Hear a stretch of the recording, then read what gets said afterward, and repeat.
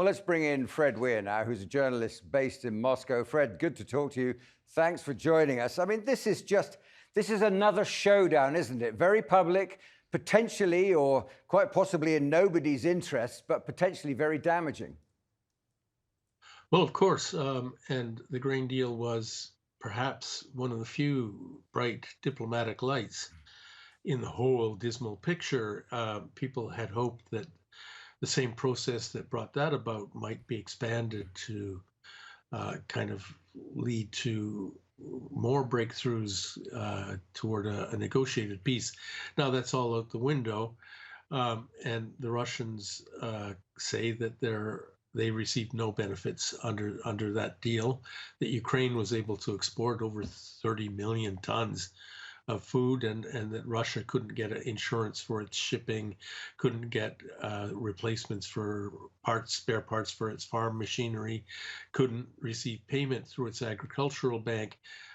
So that and other problems led Russia to just ditch this deal. And I don't know. Putin may talk to the Turkish leader, Mr. Erdogan, and they might come to some new scheme or reinstate that one. But otherwise, I'm afraid this deal is dead. What do you think it tells us, Fred, about the state of affairs inside the Kremlin at the moment, the state of affairs with Vladimir Putin himself?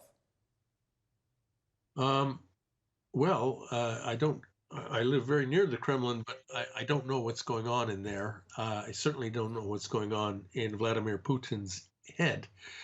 But I think the Russians are getting um, increasingly intransigent about their relations with the West. I think they consider that the food deal was a mistake now. I mean, this is their view, not mine, but they're clearly disappointed with those results.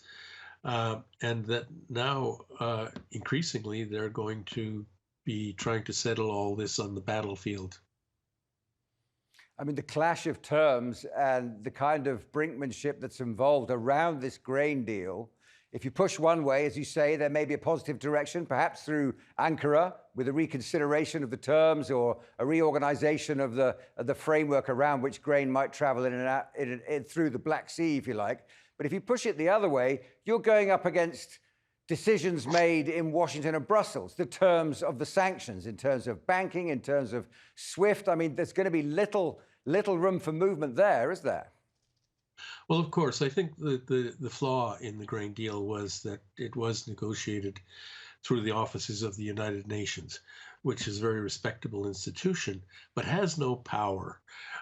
If the EU or the United States had been involved, even on the sidelines in sealing that deal, they might have made some exemptions. That was what Russia wanted. They wanted some exemptions carved out for Russian food and fertilizer exports. It wasn't all Russian banks, just the agricultural bank that they wanted reconnected to SWIFT. They wanted some kind of what they saw as equal treatment under the deal, and because the United Nations might have negotiated in good faith with Russia, they simply weren't able to deliver on the promises that Russia perceived that were made to it. There's more to come, I'm sure. Fred Weir, thanks very much indeed for joining us this evening. Fred